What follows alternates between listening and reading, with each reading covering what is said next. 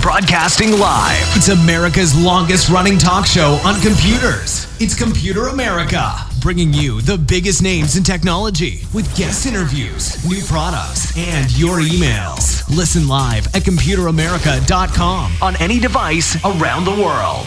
Email the show at live@computeramerica.com or find us on social media.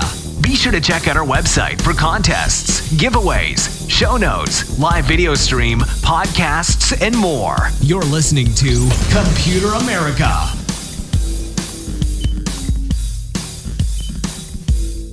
Hello and welcome into the Computer America Show. We are the nation's longest running, nationally syndicated radio talk show on computers and technology. Thank you for joining us. I'm your host, Ben Crossman. And everyone, hey, how you doing? Welcome into the program.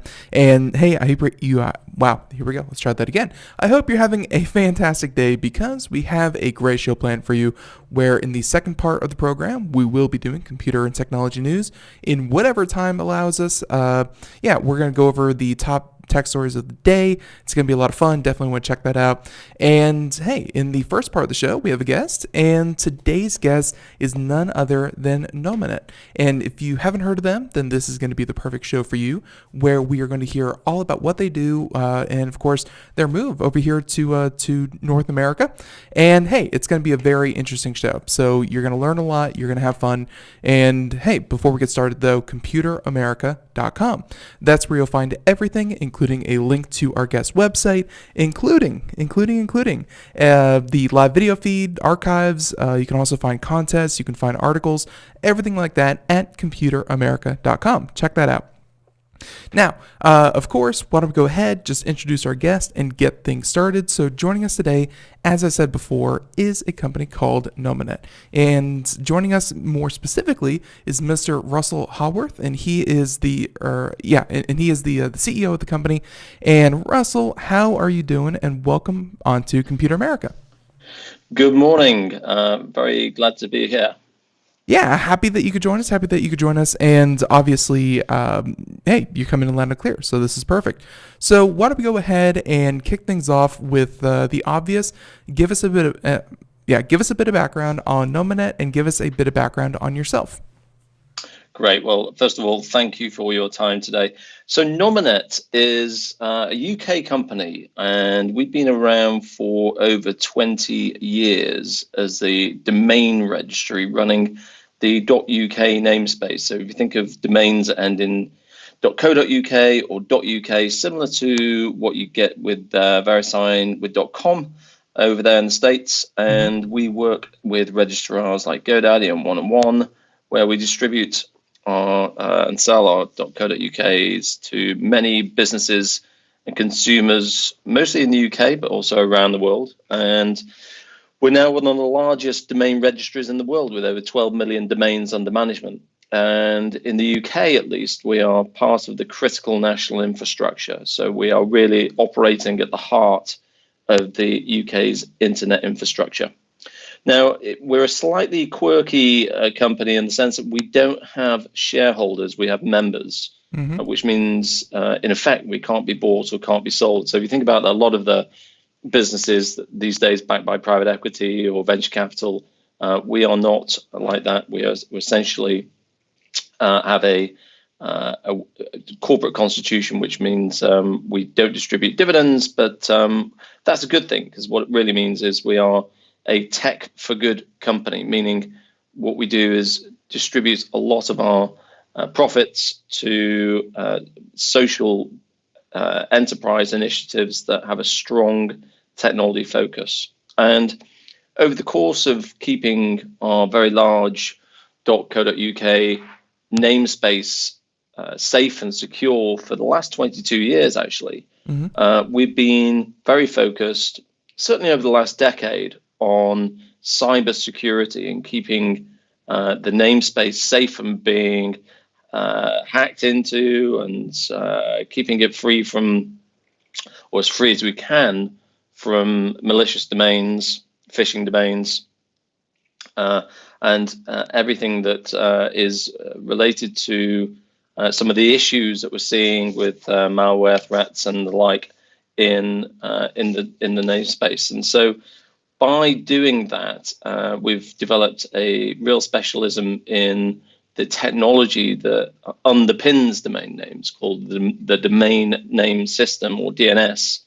And we've leveraged that by working on our own infrastructure. And we thought, well, actually, this is a really good capability. We should look at how we can develop that, and sold that now into the UK's government, where the UK's National Cybersecurity Centre are using it, and we sell it to large enterprises around the world. And as that was going reasonably well, we said, well, we are selling internationally. Let's put a footprint in the US. And so over the last month, we've put in a DC office, a Washington DC office, to service particularly the East Coast of the States. And we are selling what we call our Nominet NTX platform, which comes in to essentially tackle a number of cyber threats. And I'll pause there because you may have further questions, but I'm happy to elaborate a bit further. Yeah, sure. And of course, before we get into your platform and kind of specifically what you do, I have two different questions.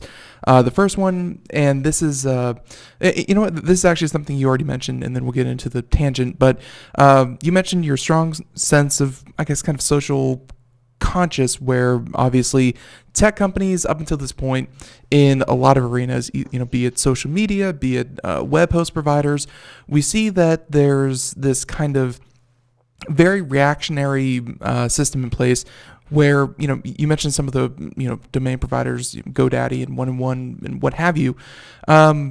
They will reactively take down websites that have been shown to spread misinformation, spread terrorism, blah, blah, blah, whatever, insert bad thing here. Now, obviously, the tech companies, they come back and they say, we are the tools. How one chooses to use our tools, that's not really in our purview. We just provide websites, we provide hosting, we provide, in case of social media, connecting people. Do you think that the tech industry in general, because you kind of made this a point, do you think that the tech industry in general has been too, I guess, kind of hands off when it comes to what is right and what is wrong? Because so far it's, again, either reactionary when there's strong, I guess, kind of there's a strong push from the base, or do you think that tools are tools and morality shouldn't really play a role in the infrastructure behind the internet? That's a really good question. I think that we're, as tech companies, we're all getting to grips now with some of the implications of how technology can be a really strong force for good, and also there's a dark side to that. And whether you are an infrastructure player or an ISP, I think we all hold a degree of responsibility to make sure that we are collaborating with one another to minimize content and malicious content on the internet. When it comes to cybersecurity, there's all sorts of malicious attacks that are coming from very, very many different vectors. Take, for example, phishing. The irony is that today I just gone into my bank account, credit card details, and I'd been hacked. And it's prevalent in society now, where we've all got a responsibility to work together, particularly in the technology arena, to try and find ways to mitigate some of the bad actors on the internet, and whether that's phishing emails or data exfiltration. I think there's lots of areas where we can work together. And in terms of the kind of morality, I mean, Nominet as running a domain system and infrastructure, we work very collaboratively with the police here in the UK and to a large part around the world to take down domains where we know that there are bad content, or there's malicious intent behind the domains, but that needs to be illegal and judged so by the police. I think there's a danger sometimes where the organizations can try and be the judge and jury, but some of these elements are more subjective. And so I think in the extreme cases where you know that there are bad intent, particularly around cyber security, then I think it's right and proper that the infrastructure providers play a role. Where it gets grey is where it's difficult to judge and harder to take action legally. Yeah, so there's a real continuum there. Yeah, so and just to kind of draw a parallel with a similar kind of industry, there has been a lot of conversation going on about phones and robocallers and things like that. And at least here in the United States, you have legislators, you have politicians, and everyone pointing the fingers at the cell phone providers and those who run the network, and they're like, hey, why is 1 in every 2 phone calls made in the United States a robocall? Why can't we crack down on this? And the phone providers will shoot back and say, our job is to facilitate phone calls. It's not to monitor or crack down on this. But you're right. I do like the way that you kind of worded that, because they would be the first line of defense. They run the infrastructure. They can tell when a particular location is making 100,000 phone calls a day. They would be the ones to kind of at least alert the proper authorities and not just be very hands off and say, not our problem. So I do like how you worded that. That's very, very, very important. And you're right that comes with regulation, that comes with law enforcement, that comes with all that good stuff. So thank you for answering that. That's perfect. We'll leave that one there. And then my second question, you mentioned that hey, .co.uk. That's what you've been doing for a long time. Moving to the U.S., the East Coast. The East Coast has a lot of business. Obviously a lot of financial transactions, things like that. You're going to do well. You're going to fit in. But I have a question for you, and this is something that we've heard over the past couple of years, and I wanted your reaction, and this could be personal. You don't have to, say this is the opinion of Nominet, but the internet, it's brought immeasurable good to the world, and some bad, but hey, we're not going to get into that. Very, very much good, but a lot of people claim that the United States the internet is too United States centric. It's too United States focused. There's too much control, servers, domain registrars. What happens in the U.S. affects every other country in the world when it comes to the internet. You are moving from the U.K. to the U.S. Do you have the same sentiment, or are you, or are companies moving to the U.S. to, kind of, I don't want to say wrest control, but I don't want to say decentralized either, but do you think the internet is too U.S. focused, I guess is the question, because again, the policy that happens here in the U.S. affects what happens in the U.K., in Europe, Asia, all that good stuff. Yeah, another good question. I think that if you look at the governance of the internet, which is principally with an organization called ICANN, mm-hmm. And, ICANN is a very global, multi-stakeholder model. I think certainly there's a strong US influence, but I wouldn't say the US and the internet is overly distorted by the US. I think the US has got a strong role to play, the US government, but equally because it is a multi-stakeholder model, governments around the world are represented at ICANN.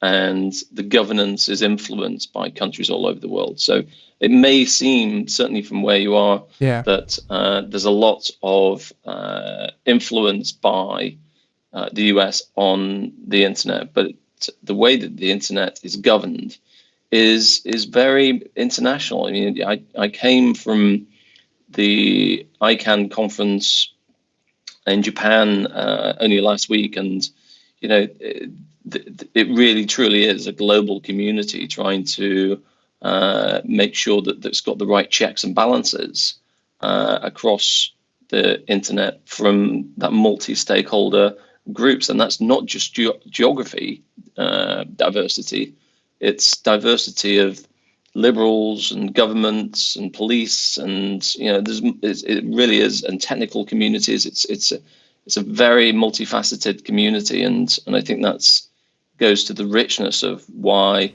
there is lots of areas of governance around the internet. And I don't think it is just the US. I think it's a multi-geographic, multifunctional, and diverse group of people trying to make sure that we're living in a society and in a world which is, while influenced significantly by the internet, it's done in the right way. Mm-hmm. And trust me, even though we're Computer America, at least myself, I don't feel one entity should have too much say over what happens to this. So I definitely appreciate what ICANN does, and I'll be honest, I'm a bit comforted by what you just said. So now that we're feeling warm and fuzzy, let's go ahead and continue on with exactly what Nominet is here to talk about by moving to the US, and talk about the platform I believe that you were just about to get into, and again, kind of narrow back in on what it is that you're providing by moving to the US. So what was that platform that you mentioned? Yeah, so and this is by no means a product plug. I want to make sure that we are trying to position this in the sense that our tool and our platform is called Nominet NTX, and NTX is essentially just a brand name for a capability that is a really powerful way in which it can be focused on protecting organizations and, to an extent, small businesses, because Nominet Cybersecurity and the brand is really there to bring powerful monitoring, detection, prevention, and analytics at a DNS level. And DNS, as a reminder to listeners, is the domain name system, which, if people have not come across that too much, let me just put it in context. And that is that the DNS is a protocol, an internet protocol. And literally any device, any network that connects to the internet, whether in a hotel room, a coffee shop, in the organization of a large corporate, or anywhere else, frankly, every site that's visited, every email sent or received, every transaction uses the internet, and by definition uses the domain name system. So DNS is a incredibly well governed. It's a protocol that's been in place for many years, and just is one of the functions of the internet. And the idea really is that because it's so important and so prevalent, using really market leading technology to synthesize the vast amount of data that goes through an organization's network and pinpoint where there are potential threats through their DNS, whether that's everything from malware to phishing to ransomware to data exfiltration, by being able to analyze all that traffic and then learn and predict where there are potential threats across the organization. It is what we've managed to bring to the market. And it's, to draw a parallel, it's a bit like a heart rate monitor, where it looks at everything that's going on inside the heart and the beat of the body, and it looks to identify and pinpoint the murmurs that could be issues, and that's what the DNS platform that we've launched does. It kind of looks across the entirety of the network, identifies murmurs and bad potential patterns, and then does a deep packet analysis to find areas that could be threats. And as I say, that could be malware, phishing, ransomware, and data exfiltration. So it's trying to keep a real visibility on the network and what's going on. I have heard that an attack vector that is getting more and more popular, and I'm sure it was around before, but now it seems to be one of the favorites coming up again, is DNS hijacking, where they would redirect your traffic and essentially point it to a compromised domain name server, and all the traffic that you would send would go through and be, analyzed, redirected, ads would be replaced and things like that. Obviously, the DNS seems to be very important where people are actively trying to compromise it. Why hasn't this really been a focus of, I guess, others? Because, and trust me, we have a lot of security-minded folks on the show, and they talk about best use case, best practices, don't click on links, blah blah blah. Making sure that you're using a reputable DNS doesn't really come up often. Why do you think this is overlooked? It's hard to say, really. I think the most organizations have really tried to focus on what's called endpoint detection. So trying to keep stuff out of your network. So as it comes in, trying to filter what's good and what's bad.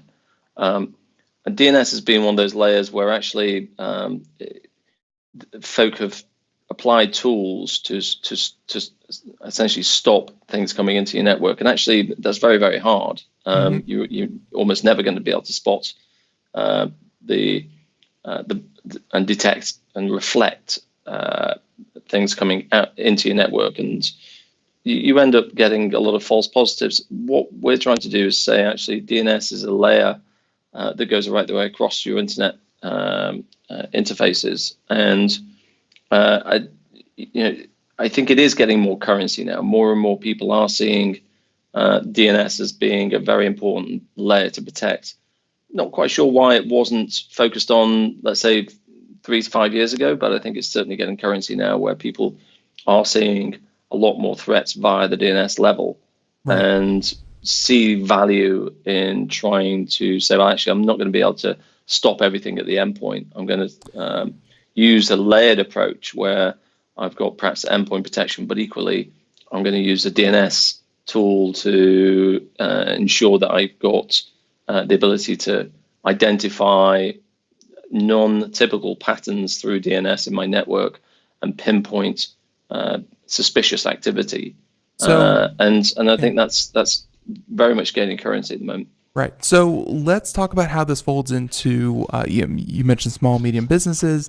I'm sure that you handle larger enterprise as well, but how does this fold into existing security infrastructure? Is this something that they would pay you a fee and then you would monitor for them? Or is this something that you provide a tool that would then be used by the IT department of the business? How does this kind of fold in? Yeah, there's two use cases really. One of which is we would sell the Nominet NTX Protect, and that is a version of our solution which folk can buy and they can deploy very easily on their network, and it essentially helps them monitor their own DNS network. And that works for a lot of organizations. They've got teams of people who are able to do that, and it equally integrates with existing security capabilities that they've got. So they've got a number of different potential deployments on their network, which will have cybersecurity software looking at endpoint or various other capabilities around DDoS. Then our tool could be another element of protection for them that would integrate into their SIEM, which would be something like a Splunk. So a team could get visibility of a different picture of cybersecurity attacks, not all of which may be DNS, but equally they could use our tool either standalone or integrated into their existing SIEM infrastructure and their existing real estate for cybersecurity. The second component would be where they would want a fully managed service. So large clients might want to outsource to Nominet's SOC, and we can manage their DNS, and that's staffed by some world-class DNS experts that can monitor and survey all the traffic that's going across their network and identify where there are issues that should be addressed. So there's two flavors, if you will. One's called NTX Protect, which is essentially run by your own security teams, or NTX Secure, which is that's fully managed solution. Gotcha. Yeah, and obviously, as you kind of mentioned, Nominet has been chosen by, I believe, the UK government to kind of run this. So you have experience with massive amounts of data and traffic and analyzing. I mean, over the past couple of years, I think artificial intelligence has become half buzzword, half something actually revolutionary. And I'm not sure if how you kind of monitor that, but I'm sure that artificial intelligence plays a role, and just your experience doing it at least doing it in the UK, I'm sure can help people in the US. Yeah, you're right. I mean, we work with the National Cybersecurity Centre, and I think that's given us some credibility with other governments around the world. The other point you mentioned around artificial intelligence, you're right, it is a bit of a buzzword. I'd say what we do is machine learning, supervised machine learning. Right.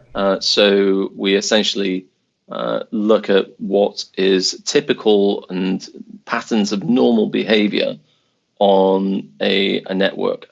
And through machine learning, we understand what is outside of those patterns, outside those patterns, and then effectively that helps the clients get better at identifying what's really not good, and avoids getting into what we call false positives, where you think it's bad, but actually once you've dug into it, it's not. But it takes an awful lot of time to really find whether it's good or bad activity. And so reducing false positives is a really effective way trying to ensure security teams aren't chasing things that actually turn out to be pretty benign.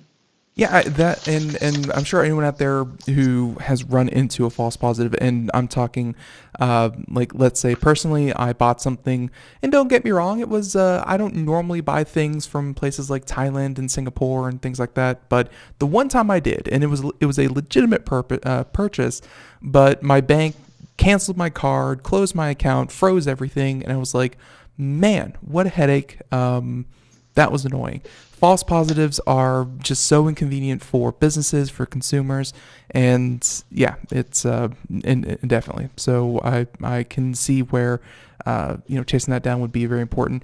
Let's before we move on to, and I believe you did a study recently on cybersecurity, but before we move on to that, and I might no, I think we're good, but let's highlight what Nominet NTX really does differently than other cybersecurity companies out there. Yeah, I think we are essentially very, very focused on the DNS component.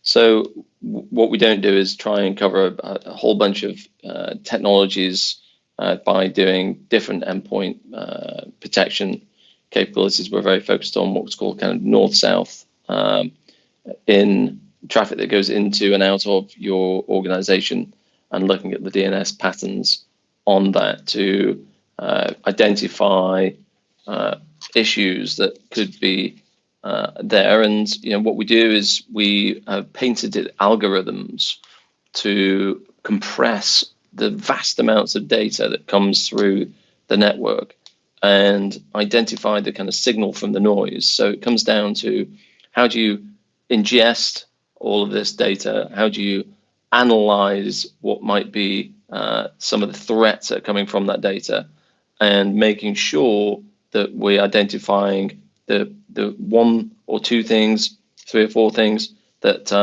happen across your network? I mean, we essentially through all of the clients we've got at the moment, we're analyzing billions of DNS queries and blocking around 30 million suspicious events every month. And so, for us, we think the ability to compress that amount of data that's going through the network, analyze it, not only monitoring your network, detecting what's bad, but we're also able to prevent. So because of the machine learning, you can identify what's potentially not good on your network. But that's all well and good. Right. But if you can't press a button and say stop and prevent that, then effectively you're more informed, but you don't have the ability to stop what's going on. And so what we form what we call whitelists and blacklists, and we can blacklist activity that's going across the network. And that's what we think the combination of all of that is what I think makes NTX somewhat unique. So here's here's a situation where maybe, and I want to see if you've ever run into this or if you know how to detect something like this. But one of the attacks that we've heard about in the past are advanced persistent threats or a whatever. APT, yeah. Yeah, that one. So we've heard about that, and let's say a network, I'm just going to name a company off the top of my head, Equifax, happens to be compromised, and they are leaking data. Someone has compromised the server. They're telling the traffic to go to wherever it needs to go, but at the same time also send duplicate data to another server, and it's being analyzed, tracked, sold, scraped for information, blah blah blah. You come in, they hire you. You come in and you set up everything with Nominet, and it's not out of the ordinary because it's been there since you kind of took over the monitoring of traffic, but it's not supposed to be there because it's from a third party.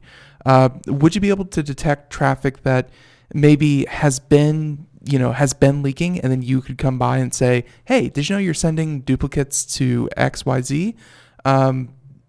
How do you kind of handle maybe already compromised systems? Like, do you have the ability to pick that up? Yeah, and it's actually one of the use cases, because very early on, one of the things we started to do, even before we thought we started to look at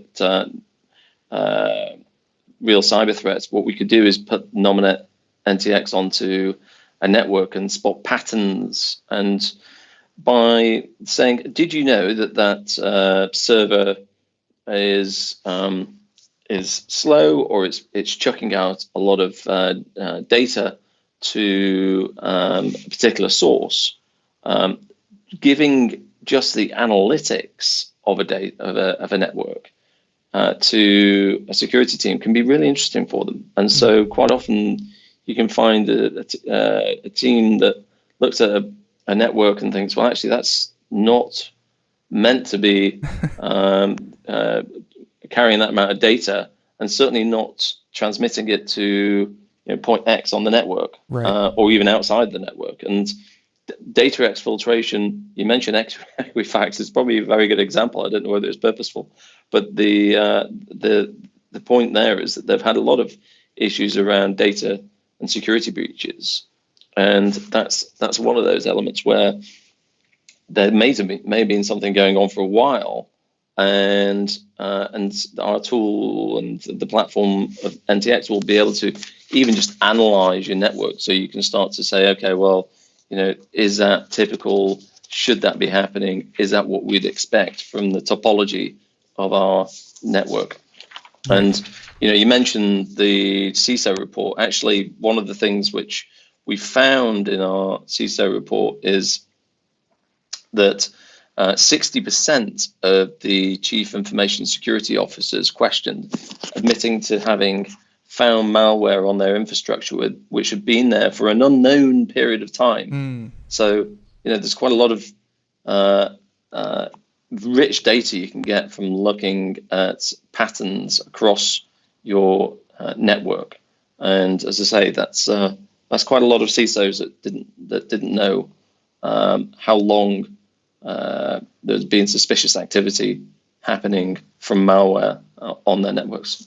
Yeah, and actually the report was what I wanted to kind of jump to next, because that is one where at least here on the show, we hammer the basics. We tell everyone to keep everything updated, use a password manager, secure passwords, so on and so forth. And I know that our audience is not only consisting of cybersecurity experts and that kind of thing, but whenever we hear about a huge compromise, like let's say in the UK, there was the whole National Health Services thing that happened, and that was primarily due to running out of date software, and it had a known vulnerability that's been around for a number of years and was taken advantage of. Did you find anything in your report that really shocked you? Because I think it would shock a lot of people to know that you can say these things over and over again, but the basics aren't covered, or maybe glaring holes. What surprised you about the report that you put out?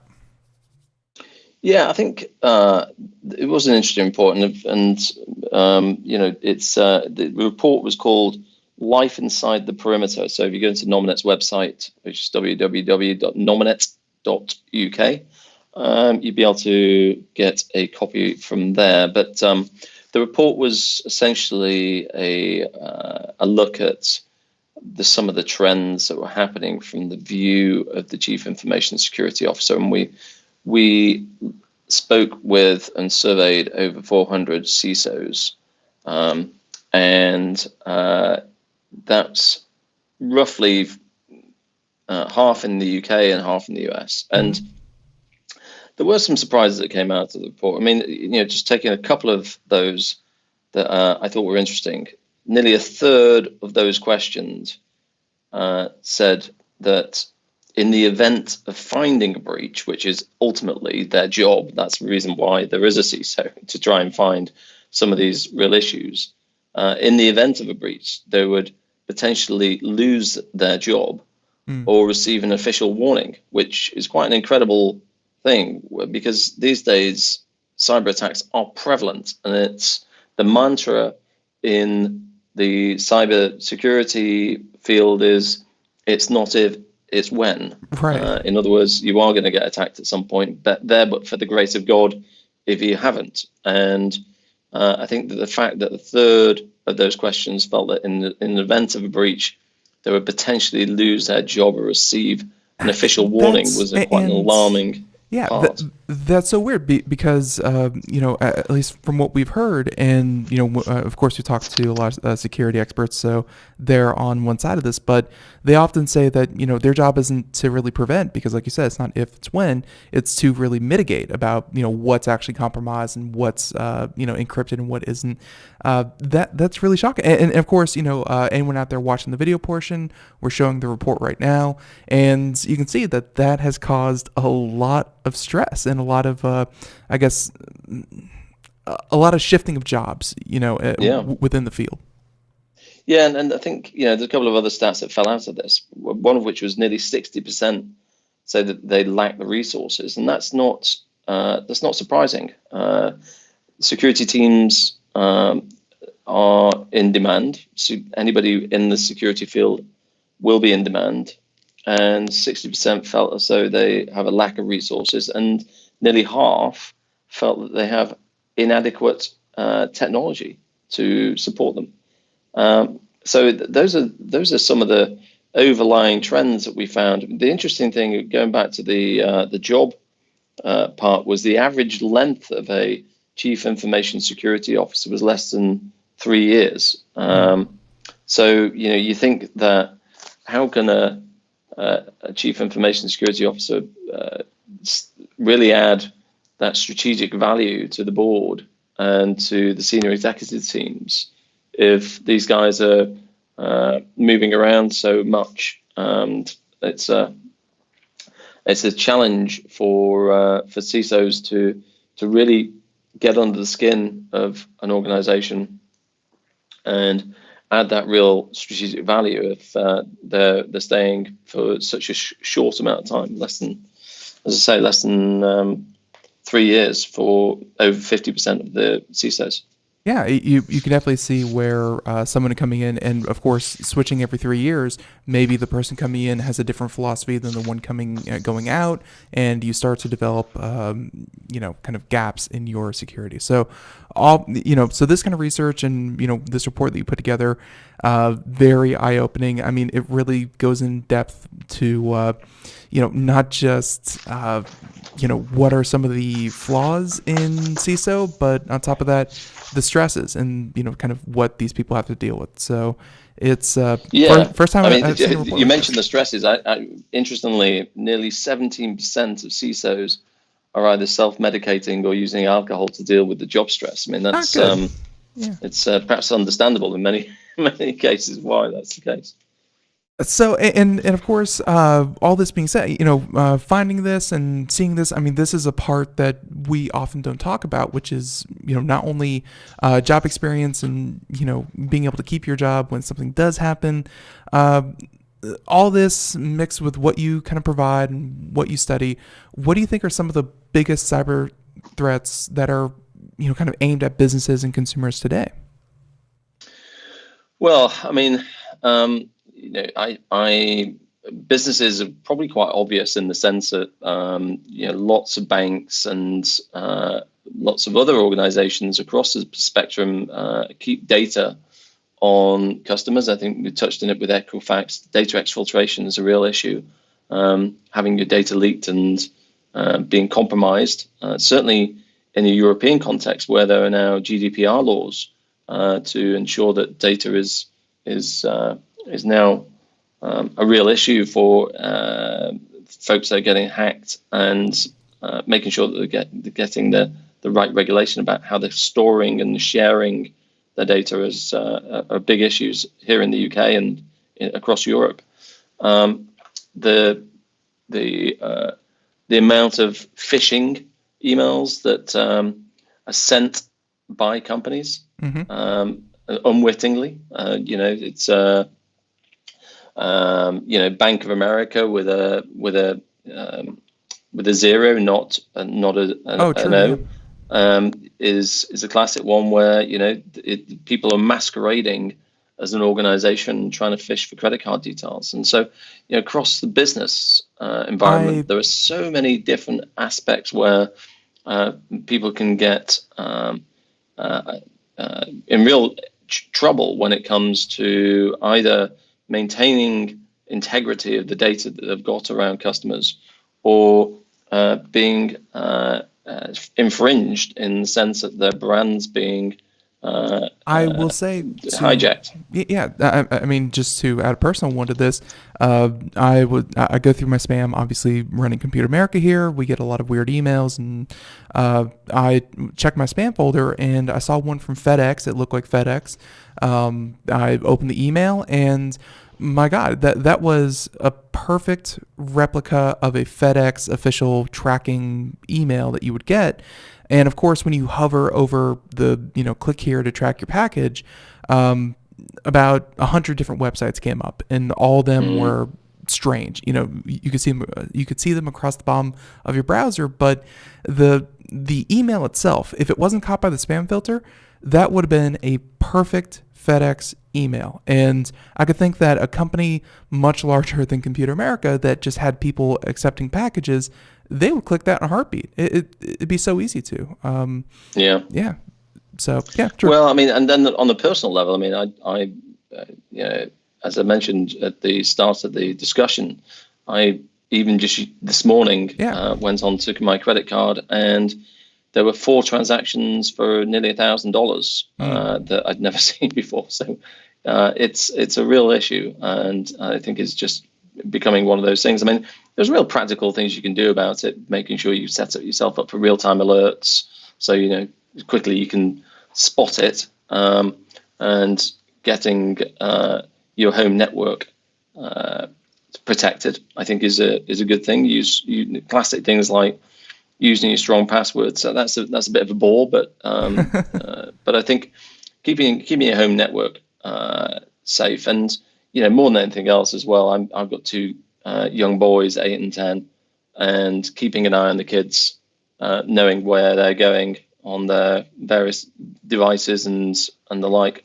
And I've recently become quite focused on making sure that our home network is as safe and secure as possible. So bringing some of the lessons you see in business and bringing them onto more of a personal basis is one of the things that you just got to be a bit more vigilant about these days, unfortunately. Yeah, but I personally growing up, obviously with Craig Crossman, former host of Computer America, and he was very into tech stuff.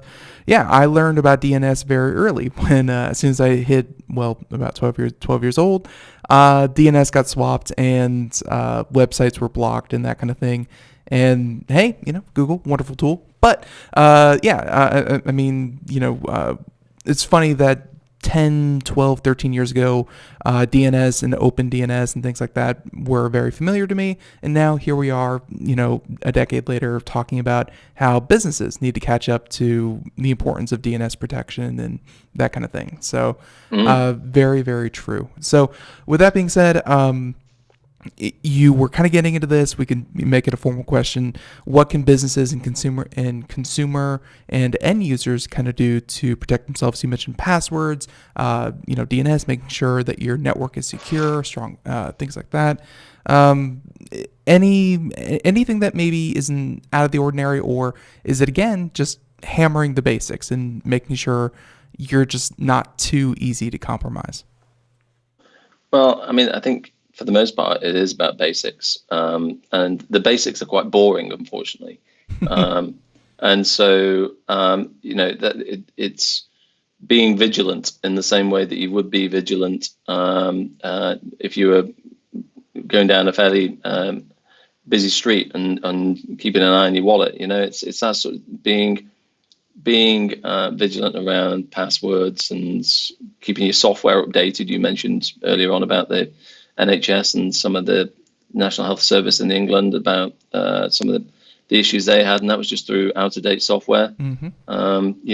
It's we think here in the UK, I'm sure it's the same in the US, where even talking to your kids about how they're keeping themselves safe online is an important thing to do as well. Perhaps the less obvious thing to do around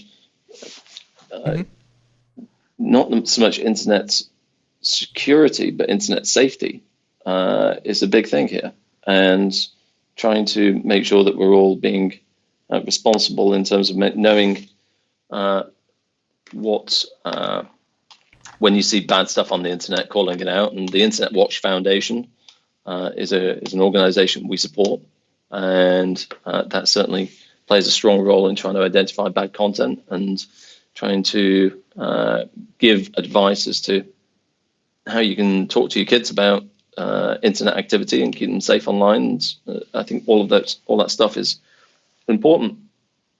So it's there's lists of things you can go through which are all kind of top tips. I don't have any kind of groundbreaking insight as to how you could keep yourself safe, other than just saying actually it's about being vigilant, and unfortunately a lot of it's fairly basic but important. The one thing I think is important for consumers, at least, is having kind of password protectors as well. Kind of writing passwords down on a notebook. I think those days are long gone. Right. So try and make sure you've got things like password, a secure password online is secure, and change them often. And by the way, if any companies out there are listening and they have those really stringent password kind of guidelines, where I worked for a company for a little bit that every 2 weeks you had to change your password, and it couldn't be a repeat of your previous 5 or 6 passwords. And everyone I knew who worked in my department, their password was password 1 through 6. And they would just rotate it every 6 password rotations. If things are too complicated, people aren't going to do best practices. But hey, do what works. I do want to say though. Yeah. Oh, and sorry to step over there, but I do want to say though that the basics are very important, because I've been an idealist over the past couple of years, saying that and I just found a report here from Cybersecurity Ventures, but I'm sure that there are lots of others out there, that now, according to them, there are 4 billion people online in 2018, and by 2030 there should be about 7.5 billion internet users, and essentially doubling the amount of internet users in the world. Certain places, some of those people are going to be trying to make money off of you. They're going to try to steal your passwords, steal your account, steal your money directly from you. And on top of that, hey, they don't know the basics either. So as often as you hear it, in the next 10 years, there's going to be another 4 billion people using the internet. They need to learn it all over again themselves. So it's worth repeating. Absolutely, and to add to the stats, there's 3.2 billion active social media users, and so when you think about how much information we share about ourselves, hackers can be quite cunning and collect an awful lot of information quite quickly. So one of the things that we do as an organization is we have people to come in and test our own security systems and send phishing emails to our own staff to see how many people clicked on them, and try and be as aware as possible as to where the attack vulnerabilities are. And there's no magic formula to this. It's just there's a lot of information about a lot of people out there, and those who are determined enough and persistent enough will try and find a way to get through. Absolutely. And for a while there at Computer America, our co-host was a white hat hacker, and his job was penetration testing. And you'd be surprised how often someone in a nice looking suit with a USB stick and said, "Hey, I'm from a different job site. I need to get into your computer," and they just sit them down in front of a computer without asking for any credentials. Happens. It happens more often than you'd like to admit. But I will say that, Russell, I've taken way too much of your time, but this was a very interesting conversation. And again, I really do appreciate what you're doing with Nominet, and looking forward to you establishing a foothold in the U.S. If people want to find out more, I'll let you have the last word. Where can they go? Well, the best place to go is Nominet. That's Nominet. .uk, and there you've got everything from what we're doing in the domain sphere to what we're doing with cybersecurity, right the way through to what sort of organization we are and what great stuff we're doing in the social tech space, which we've given over $50 million to various initiatives around the world, but particularly in the UK. So very interesting business, and we hope you will learn more about Nominet. Perfect. And hey, thank you so much for coming on Computer America. I know that we had some issues a week or two ago, but I'm really happy you were able to come back on, and this was very interesting. Thank you so much. Great. Thanks for your time. All right. Thank you. And have a good one. Bye-bye. Thank you. Bye. All right, everyone. And there he goes. So obviously, yeah. Hey, thank you for joining us here on Computer America. We have like another 6-7 minutes. We're going to do a little bit of computer and technology news. If you missed any part of our conversation with Russell Haworth, he is of course, CEO of Nominet. You can check that out, nominet.com, or wherever podcasts are heard, you can listen to Computer America. There you go. Now, of course, let's go ahead, do computer and technology news. And hey, everyone, before we go out for the weekend, let's have some fun. Here we go. And I'm not saying that it wasn't fun before, but whatever. Here we go. Computer and technology news.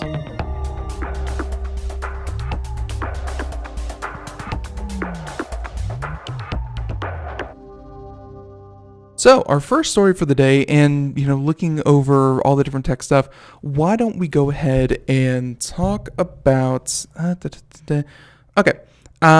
I will say this is a trend that has been happening, and I'm not sure how much I want to really cover this kind of thing, because we've covered misinformation here on the show before. We've covered, essentially, and I think we talked about this last month with with Nathan Evans and the idea of anti-vaxxers and just horrible misinformation being spread on social media sites, on different things. And we're going to focus on this one, but of course there are others. I think just yesterday or today, Kickstarter or GoFundMe, one of those, will be banning any projects having to do with spreading misinformation about anti-vaxxing. Facebook has said that they're going to take a hardline stance against anti-vaxxing. YouTube said that they were going to take down videos and anything conspiratorial, everything from anti-vaxxing to moon landing to anything like that. And now we have another one, Instagram. Although you think, because they're owned by Facebook, makes perfect sense. Instagram to block anti-vaccine hashtags amid misinformation crackdown. And this is kind of what we all asked for. This is what we asked for when it came to the spread of misinformation, information that has really spread for monetary gain. And this is at the expense of children's health, lives, and really just risk to society. Because when you fall into this rabbit hole of misinformation, that the information that is readily available is wrong, is trying to mislead you, is trying to, and of course I'm talking about, the effectiveness of vaccinations. And when you go to the flip side of that, you run into a lot of websites that are trying to funnel you into as many advertisements, they're trying to funnel you into as many products, trying to weasel you out of your money, and that's where you end up. So now, misinformation being cracked down. The company, which again owned by Facebook, shared its plans after media outlets inquired about anti-vaccine misinformation continuing to spread on social media giants' platforms. I think this has a lot to do with what our guest was saying about technology having to be part of the social fabric of, of the United States. And this isn't so much about keeping people from information, it's about stopping bad information, untruthful information. So there's clearly a difference here. Maybe hard to see that, but it's true. The Atlantic and CNN on Thursday reported that Facebook and Instagram search functions still recommend vaccine-related misinformation, including groups and hashtags associated vaccinations with autism, a claim that scientists and experts have categorically debunked. Very true. As part of our work to address health-related misinformation on Instagram, we were looking at ways to minimize recommendations of this content. And of course, that means suggested for you, explore, and hashtags will all be getting rid of anti-vax information. So with that being said, we've noted that the process would take place over several weeks, but as we take action in the short term, we know that fighting misinformation is a long-term commitment. So there you go. Definitely wanted to get that in there and just say that it's not just Facebook, not just YouTube, not just Instagram, not just Kickstarter or GoFundMe or whatever. It seems like there's a very concerted effort to combat this idea of misinformation. So just wanted to bring that to everyone's attention. Okay, there you go. There's that one. We have time for maybe even a minute. Let's talk about this one. This one from The Verge, and we're just going to introduce it. You'll have to read the rest of it at computeramerica.com after the program, but let's go ahead and talk about it. Finnish authorities, and that's authorities from Finland, to investigate Nokia branded phones sending data to China. Now, this is something that obviously China in the tech world has been a hot topic of debate because so much of it is made in China, so much of it is exported from China, and it's a matter of all these devices that we use, from webcams to cell phones to microphones to infrastructure to network equipment. How much of it can we really trust to be secure, and how much of it can we ascertain is actually spying on behalf of the Chinese government?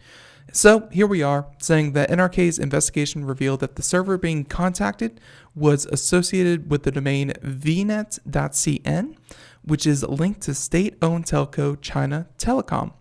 The data was being sent in an unencrypted format by Nokia 7 Plus, a phone released in March last year.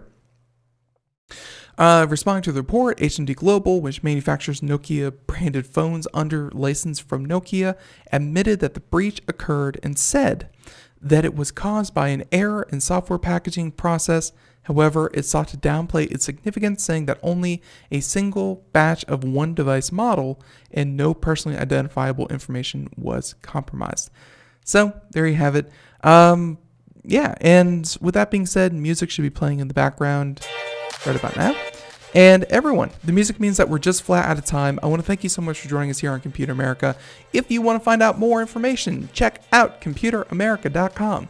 And in the meantime, everyone, thank you so much for coming on to the show and joining us. Huge thanks to Nominet for joining us here on the show to talk about what it is that they do, cybersecurity, and that very interesting report. You can find that entire report at computeramerica.com. We'll have a link to it right there in the show notes. Until next time, everyone, have a great weekend, do something fun, have fun, spend time with family and friends, enjoy the spring. This is the first weekend of spring. And yeah, hey, everyone, we'll catch you here Monday through Friday, 4 p.m. to 5 p.m. Eastern. We'll be back with a whole new set of shows next week. Everyone, catch you then. Bye-bye.